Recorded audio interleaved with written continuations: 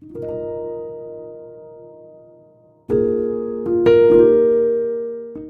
Assalamualaikum warahmatullahi wabarakatuh. Nama saya Nur Farah Hanis binti Saiful Izam. Nombor Kemetrik saya D1910771. Okey, hari ini saya nak terangkan dengan lebih lanjut tentang tajuk kumpulan saya iaitu Kaifiat Haji Tamatuk. Okey, kita pergi satu-satu.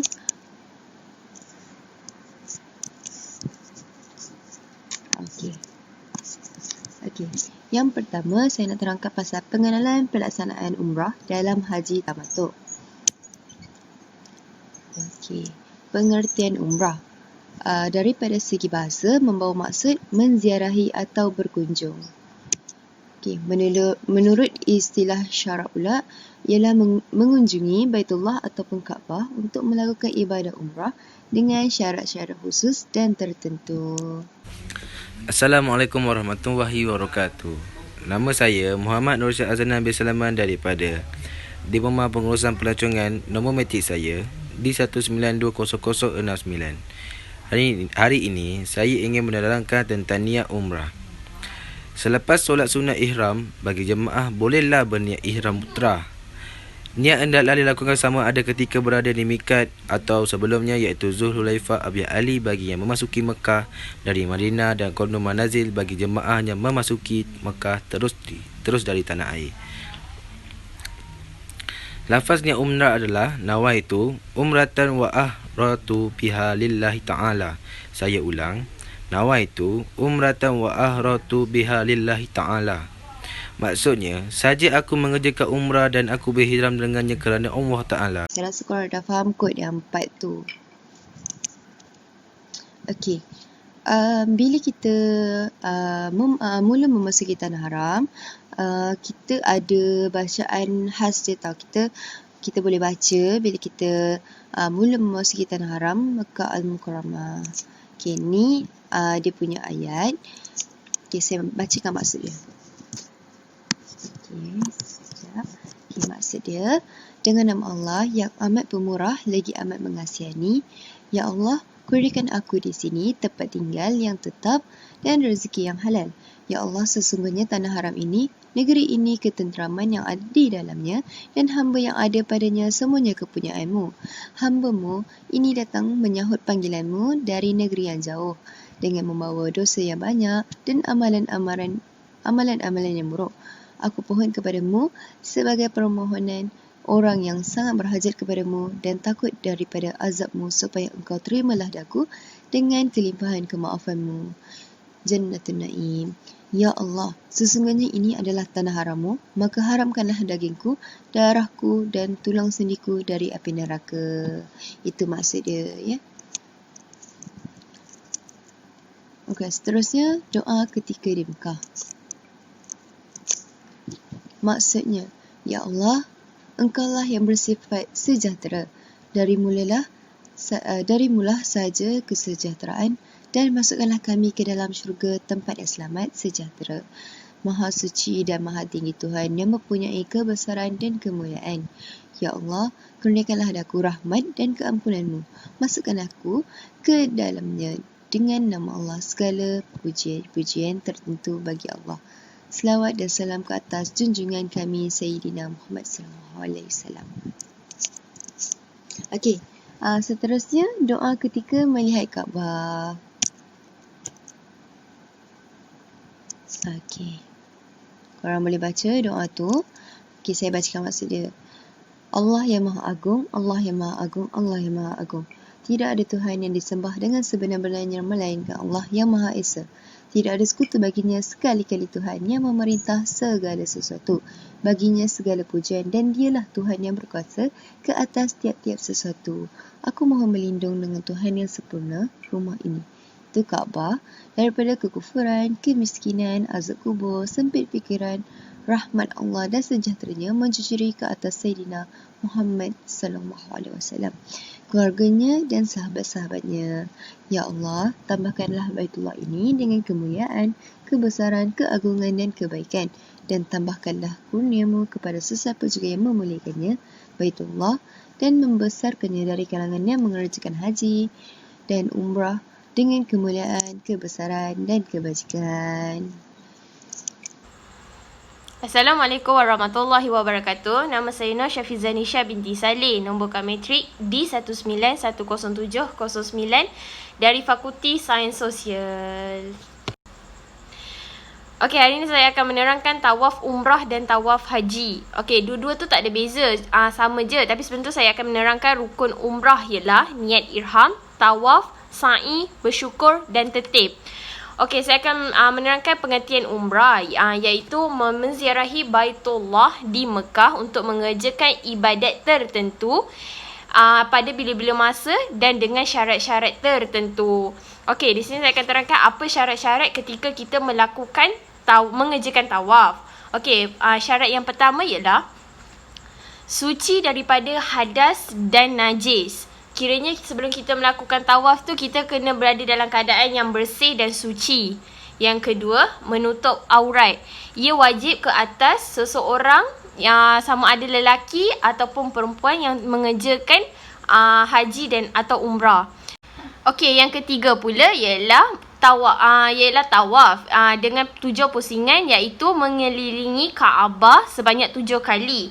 Tawaf adalah salah satu perlakuan ibadah yang dilakukan oleh orang Islam dan hanya dilakukan di Masjidil Haram. Okey, syarat-syarat yang keempat pula, dimulai dari sudut Hajar Aswad dan diakhiri di situ juga. Maksudnya waktu kita tengah tawaf tu, kita perlu mula daripada Hajar Aswad dan berpusing, berhenti dekat Hajar Aswad juga. Lepas tu yang kelima, hendaklah dijadikan Baitullah iaitu Kaabah pada sebelah kiri setiap kali pusingan. Maksudnya time kita nak start pusingan tu, Kaabah kita berada di sebelah kiri kita. Lepas tu barulah kita boleh startnya tawaf. Okey, yang keenam ialah tawaf dikerjakan di luar Baitullah. Maksudnya semua badan orang yang mengerjakan tawaf itu mestilah berada di luar Baitullah. Sekiranya kita lakukan tawaf dekat dalam Baitullah, kita punya syarat sah tawaf tu tidaklah, maksudnya tak sah lah, terbatas sebab kita tak buat kat luar, kita buat kat dalam. Dan terakhir ialah ketika tawaf tu kita mestilah berjalan ke hadapan dengan tidak mengundur atau mengiring. So maksudnya dalam 7 pusingan tu tak adalah kita tiba-tiba nak patah balik. Lepas tu buat lagi sekali. Maksudnya buat pusing ke arah yang bertentangan. Maksudnya kalau dalam 7 pusingan tu dari arah yang tepat saja kita pusing. Assalamualaikum, saya Amirul Aiman bin Yusmadi ingin menerangkan tentang bahagian sa'i. Sa'i bermaksud berulang alik di antara Bukit Safa dan Bukit Marwah sebanyak 7 kali dengan syarat-syarat sahnya.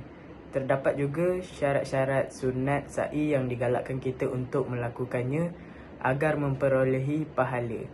Syarat sah sa'i yang pertama dilakukan selepas tawaf, sama ada tawaf haji, tawaf kudum, ifrad, kiran dan umrah.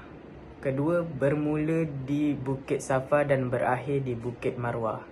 Cukup 7 kali dengan yakin. Hendaklah sampai ke penghujung tempat sa'i di kaki Bukit Safa dan di kaki Bukit Marwah. Hendaklah sa'i di Batnul Wadi, tempat yang termaklum mengekalkan niat sa'i. Seterusnya, sunat-sunat sa'i. Yang pertama, dalam keadaan berwuduk. Yang kedua, berniat mengerjakan sa'i. Ketiga, dilaksanakan sejurus selepas mengerjakan tawaf. Keempat, keluar ke tempat sa'i melalui pintu Safa. Kelima, menaiki Bukit Safa dan Bukit Marwah hingga sampai ke batu-batu bukit.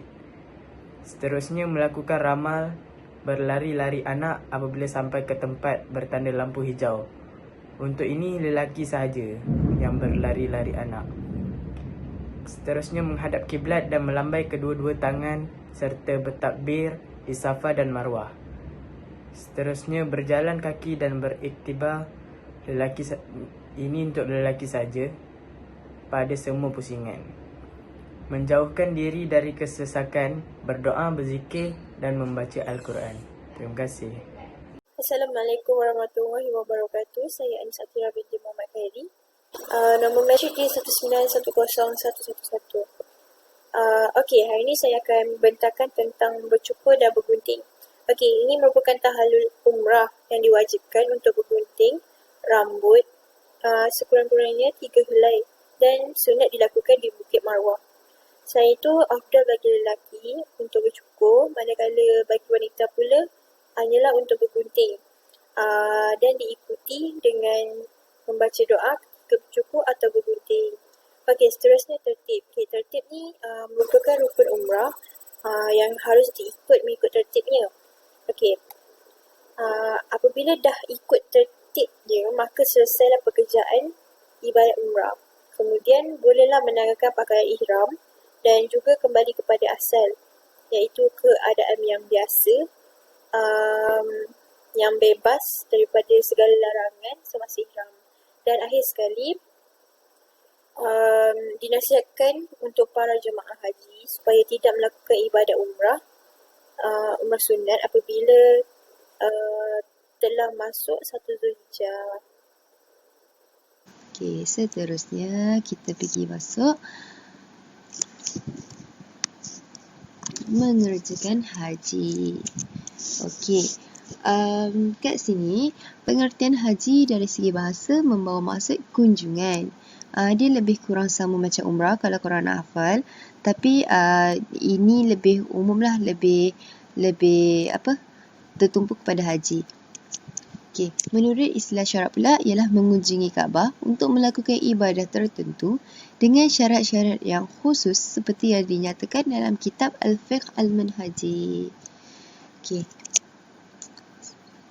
Okey, ni notes untuk korang, iaitu haji merupakan salah satu dari rukun Islam dan menjadi kewajipan kepada seluruh umat Islam, tidak kira lelaki maupun wanita, bagi yang berkemampuan untuk melaksanakannya.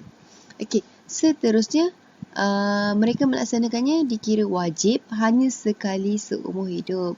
So, kalau lepas ni contoh dia dah pergi sekali dan dia nak pergi lagi sekali. Okey, yang lagi sekali tu tidak wajib, tapi yang pertama kali itu adalah wajib. Okey, bagi yang berkemampuan lah. Okey, sampai situ je lah saya terangkan. Okey, terima kasih. Okey, untuk bahagian haji pula iaitu niat haji. Okey, setelah tamat menunaikan solat sunat ihram, para jemaah haruslah berniat ihram haji, iaitu niat haji. Okey, lafaz niat haji ni boleh dilakukan di mana-mana sahaja, tapi seeloknya berniatlah di tempat penginapan masing-masing. Seterusnya, saya ingin menerangkan tentang wukuf. Wukuf bermaksud berhenti dan berada di bumi Arafah sebentar atau seketika, sekalipun 1 saat dalam apa juga keadaan. Okey, masanya bermula dari tergelincir matahari masuk waktu Zuhur, iaitu waktu di Arab Saudi hari ke-9 Zulhijjah, sehingga seketika sebelum terbit fajar masuk waktu subuh waktu di Arab Saudi pada hari ke-10 Zulhijjah. Waktu afdalnya adalah berwukuf sebahagian dari siang hari 9 Zulhijjah dan sebahagian dari 10 Zulhijjah. Rasulullah SAW bersabda, tiada hari yang lebih disukai Allah dalam melaksanakan amalan soleh daripada hari-hari ini, iaitu 10 hari pada Zulhijjah. Seterusnya, hari Arafah. Di Arafah terdapat Jabal Rahman, iaitu bukit kasih sayang, di gunung Arafat yang menjadi tumpuan umat berdoa. Di bukit ini didirikan sebuah tugu putih bagi mengenangkan pertemuan antara Nabi Adam AS dan Hawa setelah mereka dikeluarkan dari syurga dan dipisahkan di 2 daratan. Jabal Rahman juga merupakan tempat wahyu terakhir kepada Nabi Muhammad SAW ketika baginda melakukan wukuf. Wahyu tersebut bermula dari surah Al-Maidah. Pada hari Arafah, di sekitar Masjid Namirah, iaitu lokasi bersejarah yang menjadi tempat perkemahan Rasulullah SAW dan sahabat baginda. Sebelum tiba waktu untuk wukuf akan kelihatan ribuan manusia. Situasi sama juga kelihatan di lokasi bersejarah lain seperti Bukit Jabal Rahman dan kaki bukit inilah terdapat batu tempat Rasulullah SAW berwukuf.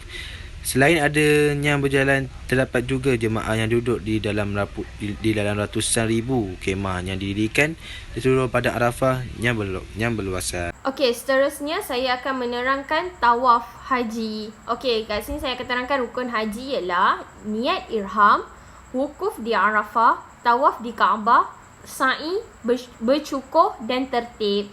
Rukun haji dan umrah ni tak ada bezanya, sama saja. Cumanya haji ni dia ada tambah wukuf di Arafah. Okey, pengertian haji ialah mengunjungi Baitullah di Mekah untuk mengerjakan ibadat tertentu pada waktu tertentu dengan syarat-syarat tertentu. Syarat haji dengan umrah tak ada beza, sama saja. Cumanya haji ni ditekankan mestilah beragama Islam. Sebab semua orang yang pergi Mekah mengerjakan haji semua perlulah beragama Islam. Yang keduanya, balik. Okey, balik ni tidak wajib atas kanak-kanak tetapi sah hajinya dan tidak gugur wajibnya bila balik. Okey, yang ketiga ialah berakal. Sekiranya kita ingin mengerjakan haji, ia tidak wajib ke atas orang gila dan jika dilakukan juga tidak sah hajinya. Dan yang keempat merdeka, iaitu hamba abdi tidak diwajibkan tetapi sah hajinya dan diberi pahala. Dan yang terakhir pula dari berkemampuan ataupun berkuasa. Berhubung dengan berkuasa atau berkemampuan, ia berdasar kepada firman Allah yang bermaksud dan menjadi kewajipan bagi manusia terhadap Allah untuk mengunjungi rumah itu bagi yang sanggup berjalan di atas mereka. Maksudnya tak semua orang ni diwajibkan untuk mengerjakan haji. Tetapi sekiranya dia berkemampuan untuk mengerjakan haji, ia wajib untuk mengerjakan haji. Dah, sekian. Terima kasih. Okey, untuk tertib haji pula, apabila dah selesai lakukan semua kerja-kerja ibadat dengan mengikut tertibnya, maka sempurnalah ibadat haji tamattu. Sekian, terima kasih. Okey, seterusnya saya akan menerangkan tentang amalan bagi yang tidak menunaikan haji. Bagi umat Islam yang tidak mengenaikan ibadat haji, mereka boleh memanfaatkan kemuliaan hari Arafah dengan berpuasa sunat, berzikir dan melakukan amalan sunat lain pada hari itu. Berpuasa sunat Arafah dapat menghasilkan ganjaran pahala yang sangat besar sebagaimana Rasulullah SAW. Berpuasa pada hari Arafah dinilai di sisi Allah sebagai penghapus dosa bagi setahun yang sebelumnya dan yang selepasnya. Hadis riwayat Muslim. Rasulullah SAW juga bersabda, orang yang berpuasa pada hari Arafah 9 Zulhijjah, Allah akan menuliskan baginya puasa 60 tahun dan Allah menuliskannya sebagai orang yang taat. Seterusnya, niat puasa hari Arafah. Nawaitu saum haudi min yaumi afatan sunnatan lillahi ta'ala. Nawaitu saumaudin min yaumi afatan sunnatan lillahi ta'ala. Yang bermaksud, daku berniat puasa pada hari Arafah sunat kerana Allah Ta'ala.